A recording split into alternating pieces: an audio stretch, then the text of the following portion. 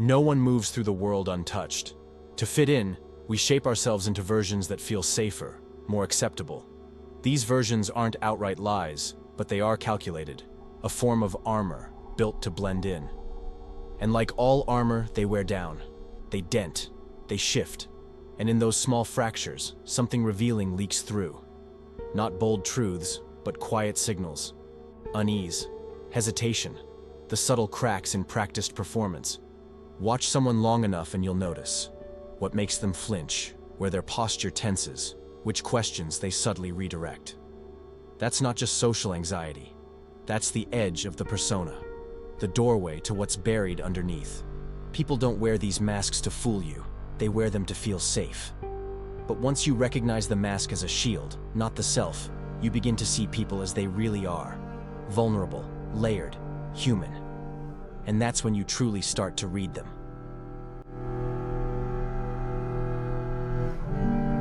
This is one of Nietzsche's most cutting insights, and one of the hardest to admit. Projection is the mind's way of offloading discomfort. It takes the part of ourselves we don't want to look at and paints it onto someone else. That person who constantly mocks arrogance? Look closer. They might be deeply insecure about their own worth. The one who can't stop pointing out dishonesty in others? They may be battling a hidden truth they've never come to terms with. We project to protect ourselves. We externalize the internal so we don't have to face it. But if you're sharp, if you've learned to watch for it, criticism becomes a map. It shows you not just who someone pretends to be, but what they're fighting within themselves. So next time you hear someone tear someone else down, pause. Don't just hear what they say. Ask what it reveals about them. Because often, the thing they hate most in others is the thing they've been taught to fear in themselves. Nietzsche didn't believe that truth lived in words. In fact, he was suspicious of language altogether.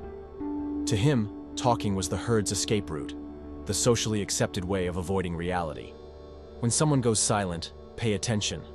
When they pause before responding, when they give shallow, rehearsed answers to deep questions, when they dodge topics that strike too close, those silences are not empty.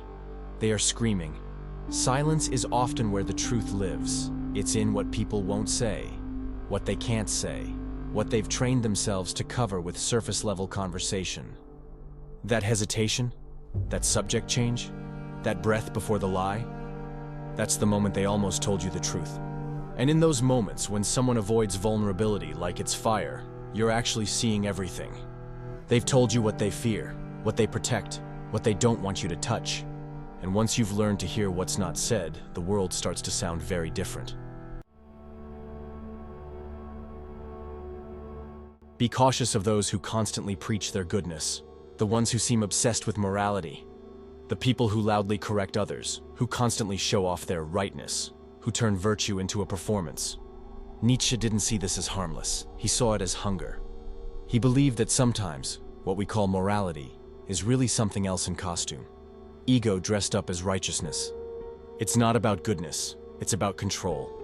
The louder someone screams about how pure they are, the more likely it is they're trying to hide something. And it's not always sinister.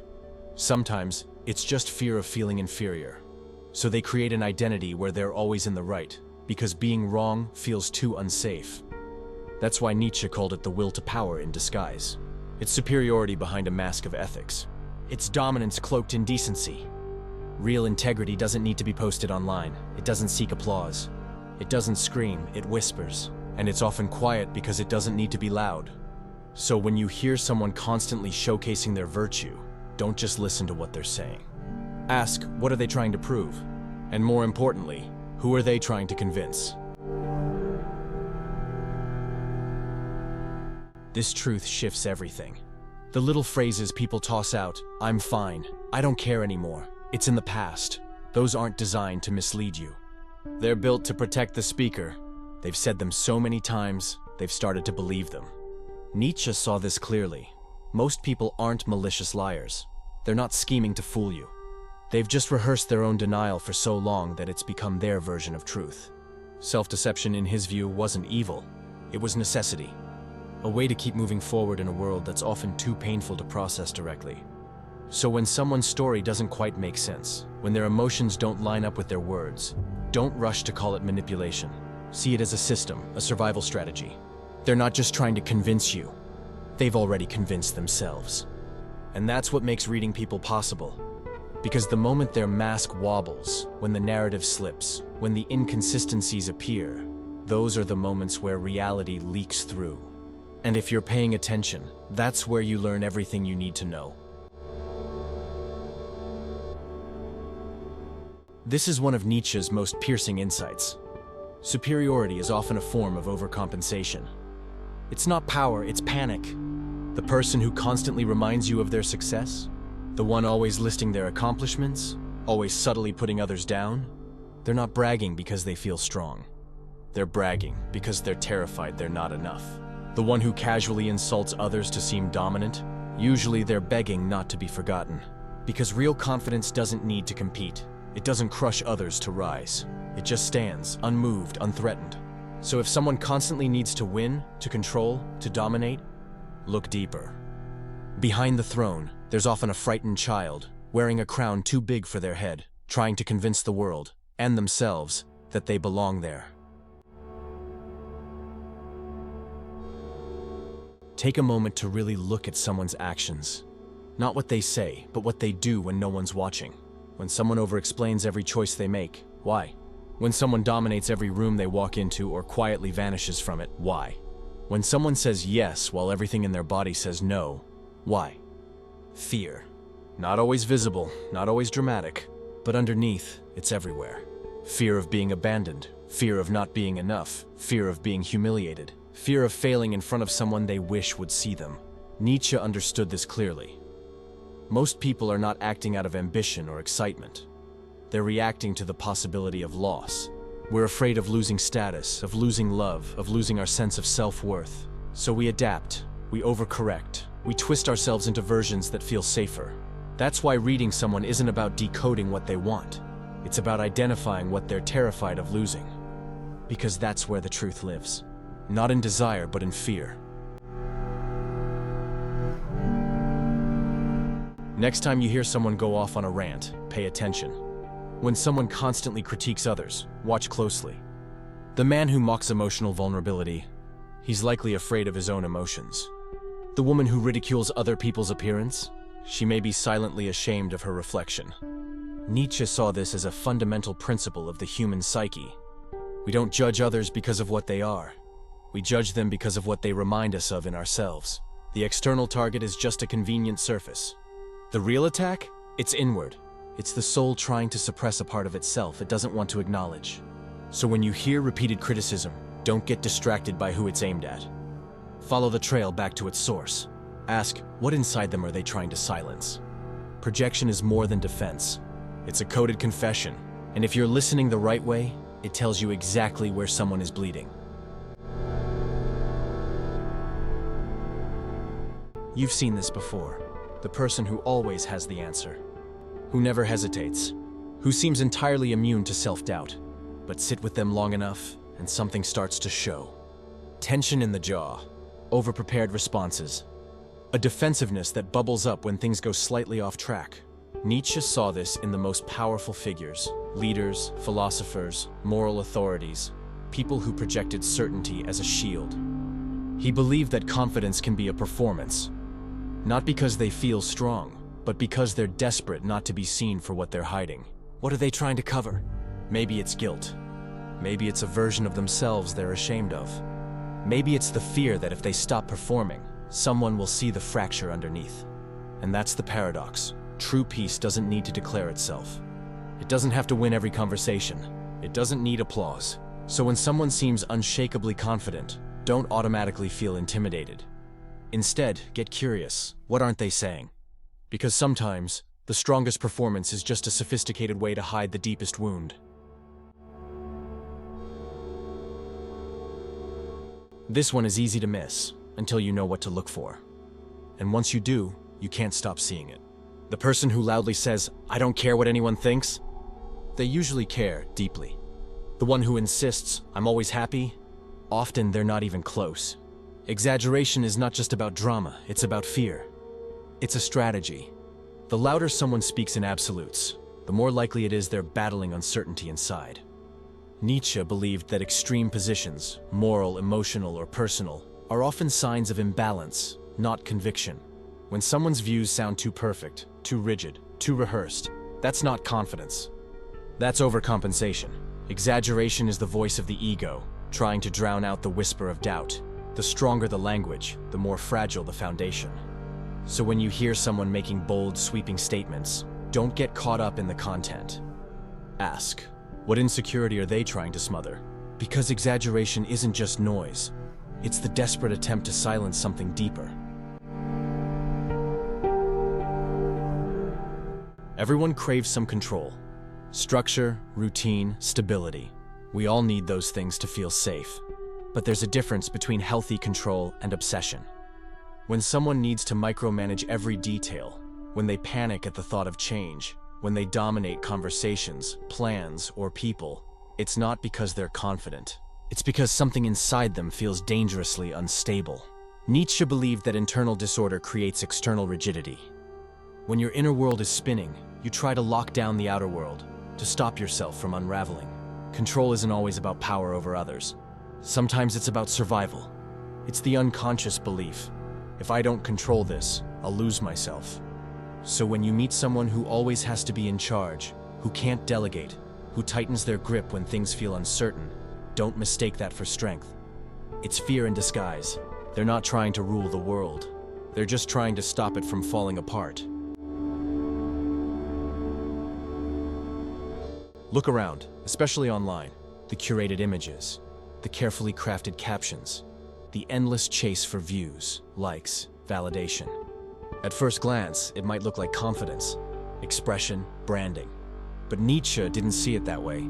He saw it as desperation. When someone is constantly performing, constantly showing off, constantly demanding to be seen, it's usually because they don't believe they'd be loved without the performance.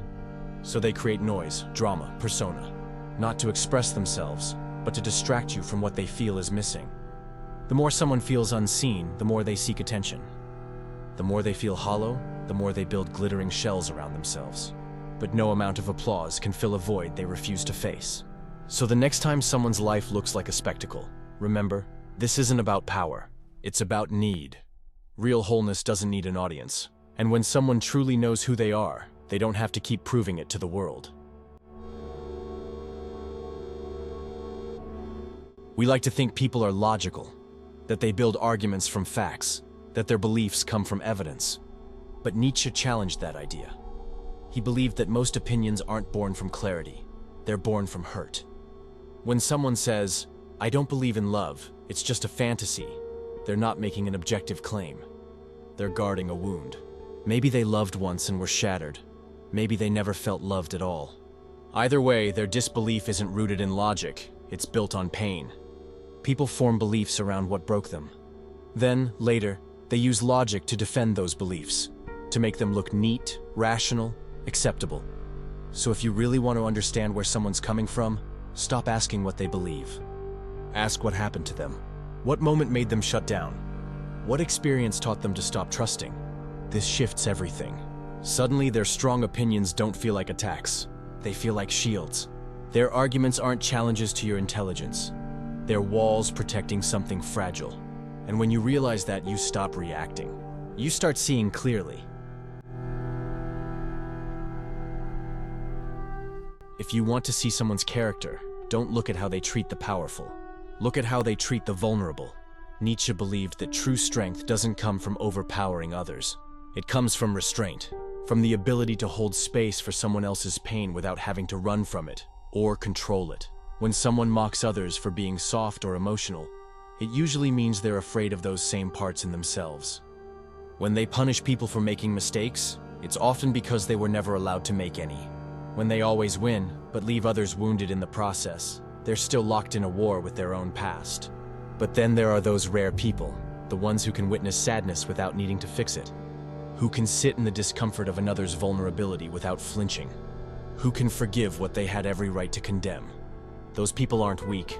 They've just already fought the war inside and won. So if you want to read someone, give them a moment where kindness is an option, not a requirement.